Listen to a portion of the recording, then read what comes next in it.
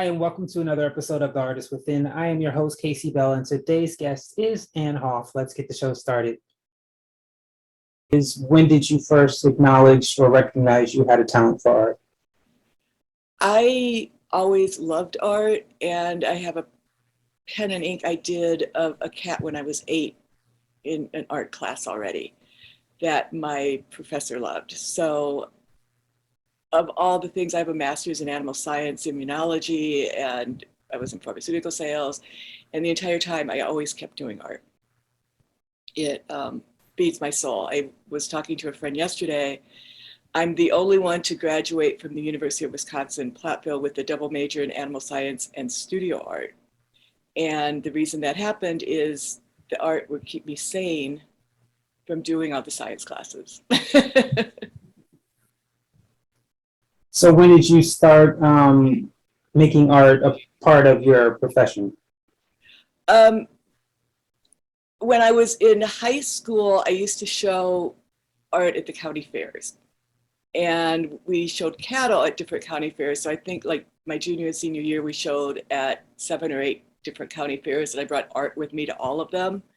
And that last year I won best of show in 6 different fairs with a different piece. They never picked the same piece, which was kind of interesting.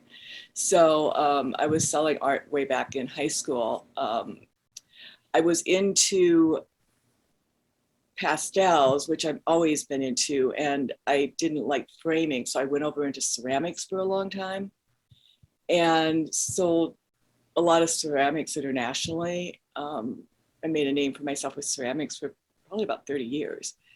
And now I'm doing pastels more again because I'm traveling more, and you can take better photographs of them now than you could 30 years ago. Right. Yeah, you couldn't get the colors to match when you did prints back in the day. It was really hard. Great. So how did you learn to get a following, to get clients, customers, the business side of art? When did you start learning how to do that? And what did you learn you needed to do in order to, as you said, make a name for yourself? Well, the first thing is one of the reasons I joined ceramics, I took a lot of postgraduate classes in art at the University of Arizona. And the ceramics people were always very loving and very appreciative and very inclusive. And so I learned to get in with them, and I joined a group called Southern Arizona Ceramic Artists. We did shows, and I started doing the art fairs and things like that. I got in several galleries. This may sound weird, and I knew I was doing it, but I used to get artist block. And with ceramics, I wouldn't get it because you could kind of sneak up on art by like cleaning the kiln and, just hugging clay and things like that. And so it was really a good way for me to consistently produce and get better at something. And they were very inclusive as a community. And I learned a lot, and I've shown in a lot of galleries. Back in 2008, I was in 3 or 4 galleries in Tucson, and the economy fell, and I went out and I started doing more art fairs and things. And then I also got into jewelry because in Tucson we have the biggest gem show in the world. So it's really hard to not get into jewelry because you go and you see all these wonderful stones. So I included that in my artwork too, and that kind of changed what I was doing. But I've always been kind of commercially bent, and my work has always sold well. Did that answer your question? Yes. Okay. So you mentioned you wanted to talk about 2 of your collections, which I'm assuming they're behind you: Souls Day, Kittens, and Monarch Butterfly. Talk about each one of them and your inspiration behind creating these artworks. Okay. So I never have done a big series before, and I love cats and was doing foster kittens. And I don't know if you know anything about having foster kittens, but we get them sometimes at a day or 2 old, and not all of them would live. And so I wanted to have a way to memorialize the fact that I had these kittens and I loved them and they were here on this earth. And I live in Tucson, where Day of the Dead is really, really big. And we were going to Day of the Dead events, and I entered some artwork for Day of the Dead artists, and I started doing Day of the Dead Kittens, and I had a poster made Day of the Dead Kittens, and that sounded horrible. So, so I actually had some women walk past my booth and go, "Dead Kittens?" And I'm like, oh God, that just sounds so bad. So I changed it to All Souls Day Kittens, because that's a day after Day of the Dead where all the souls come forward to people on Earth, and I feel that they do that. So I've done a painting of each of my foster kittens. I think I'm up to about 46 now. And I've had postcards made of all of them. And I also like the fact that each one of them has a different personality. It's like they lived and they were here and they express themselves, and they carry on through my work. And what butterfly series I got into because 80–90% of the monarchs have disappeared in the last 5 years. We're really up against it with them. And I don't think a lot of people know that. They're universally loved. And if we don't get our act together, they're not going to be around anymore. And they also inspire me because they go through, I'm almost going to cry, they go through such a metamorphosis and transition in their lives. And I think everybody should work to keep them in our world. And they're also very beautiful. I have 7 in the series of the butterflies now, and they sell really well. I sell a lot of prints of them, and people are very, I've made artwork my whole life, and it's nice to have people very inspired by what you do. And the monarchs definitely inspire people. I don't know where I'm going to go with it. I'd like to hook up with somebody like the National Federation and really promote saving monarchs if I could, but I haven't gotten that far. What is causing them to disappear, and what can we all do to, what changes can we make in our own personal lives to cause them to not be extinct? Okay, that's a really good question. And we can do it. One of the things, I don't know if people know this, but the main thing monarch butterfly eat are milkweed. That's all they eat. And back in the Midwest, they've taken out the fences to put in bigger fields. And so there's not fence lines where the milkweed are going to grow. And then on top of that, the GMO corn is made that it makes the corn borer explode. And if that pollen from that corn falls on the milkweed, it will explode about a butterfly caterpillar. So Monsanto is saying it happens at a different time, so it's really not a threat, but it definitely contributes to their decline. Then they also do a migration where they go from north to south. They go down into Mexico. And I don't know if you've heard President Obama wanted to do a monarch butterfly highway that we put in that allows them to have safer passage with that. And so there's a lot of things we can do. We can plant milkweed in our own backyards. And you can go online and you can find out what milkweed grows in your area. Like the milkweed that we have back in Illinois isn't the milkweed that we grow here in Arizona, but they all have milkweed that will feed them, and you can put in a butterfly garden and you can actually help them thrive for that.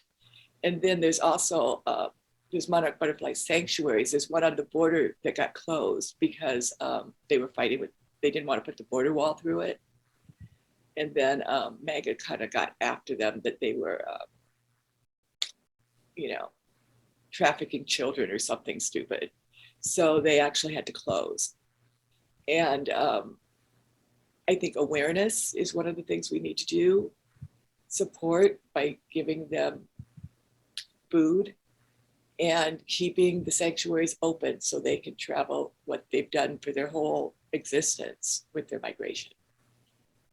So there's a lot we could do. And thank you for sharing that. It was, I do recall hearing about them slowly dying off, and I know they were also talking about bees because of the pesticides that are used. I wasn't aware about the corn and everything else you mentioned. So I thank you for making me aware of that. Going back to your art, so what inspires you? I mean, I'm sure each art piece is different. What would you say though, as far as when you say you have artist block, what inspires you to unblock that art and to keep creating art that you do create? I have gotten much more spiritual lately. And I know with the butterfly paintings, each one, I get one done and then I get an inspiration for the new one. And my latest one that I want to do a Maxwell Parrish pose with the woman being butterflies. And so art from the past inspires me, and changing things around so people are interested in making something of beauty inspires me. And I think, I don't know, I used to have a block about how talented I was and I wasn't going to be able to get it done. And that seems to have left. I think one of the things about doing series is it kind of frees you up a little bit to be more playful. At least it has for me. And that has helped a lot. And then I still work in pastels, which is very immediate. And it is more intense than, like, say, doing clay or something. Any knowledge or experience you've gained on your journey that you would share with a fellow up and coming artist? Don't give up. I think we have beauty and magnificence inside of us, and nobody sees that unless we create and put it outside of us. And there's a lot of stuff going on in the world right now. And I think to do something of beauty or to share something, like there's a Kafka quote, we need to axe the frozen sea within us. And to do something that touches the soul of another person is why we're here, because we are all one. And if we can share and give each other that connection, then we're not alone anymore. And you can create and help others in their lives too. And if you keep going and you get the skill, someday you're going to have the inspiration. I had an art teacher say that to me when I was in college. He said, just get as good technically with the stuff you need to know. And then when you have the inspiration, you'll be able to create it. And I really appreciated him for doing that too. So that's another don't give up, but in another way. Yes, thank you for sharing. You're welcome. So my last question for you, is there an artist out there that inspires you, whether they be dead or alive, that if you had the opportunity to have a conversation with them, who would this artist be, and what kind of conversation would you have? Well, the first one that comes to mind is Maxwell Parrish, because I love his stuff. And I'm a little dorky because I like illustrators. And so I would like to talk to him and find out what his inspirations were. I know he said that he got tired of painting women on rocks. So I know that is so obscure. Most people wouldn't pick him, but in the 30s, I think they said 1 in 4 houses had a print of his work. So he was very popular at the time. I was lucky to study sculpture with Luis Jimenez, who did the horse at the Denver airport. And, the fiberglass horse. And it ended up killing him. And he was very avant-garde, and I really learned a lot from him. I'm glad that he was in with the people I knew. And for some reason, Andrew Wyeth is coming up because he produced such a big body of work, and he was just there. I'm not abstract. I'm not an abstract artist. At least not yet. I haven't gotten there. But I admire somebody like Andrew Wyeth, who just kept making art every day and seeing the progression of it and being committed to it. I come from a big background. For a lot of times I did figurative, and I really respect the figurative artist. So that's the other thing about, when I was in college, I did a whole semester on Grant Wood with his work. And there was a whole sadness to his work because he was around the Depression and things, but it was really beautiful too.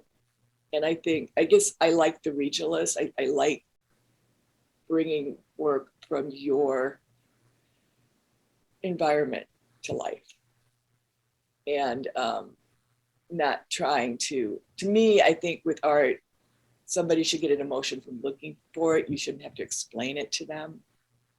And so I don't like the, even though I kind of do like some Andy Warhol, but I don't like Duchamp, where it's like, oh, this is a toilet and that makes it art. That isn't me. But yeah, there's a lot of artists I would like to talk to. You know, and I'd like to talk to Da Vinci. That would be the killer, is Da Vinci, because man, he did some stuff. You know, he was just so far ahead of all of us. And how'd he know? You know, he decided to airplane and everything, and he was just such a brilliant artist. So we stand on the shoulders of giants, we really do.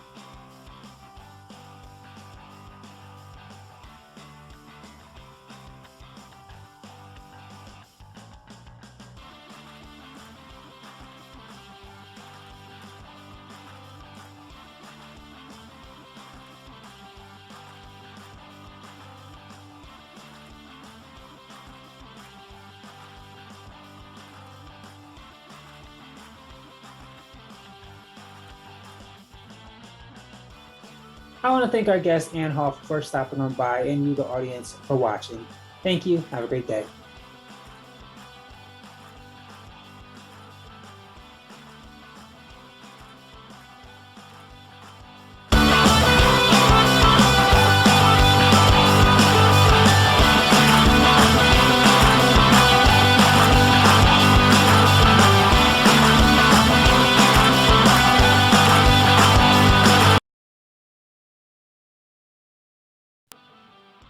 Who is your favorite artist?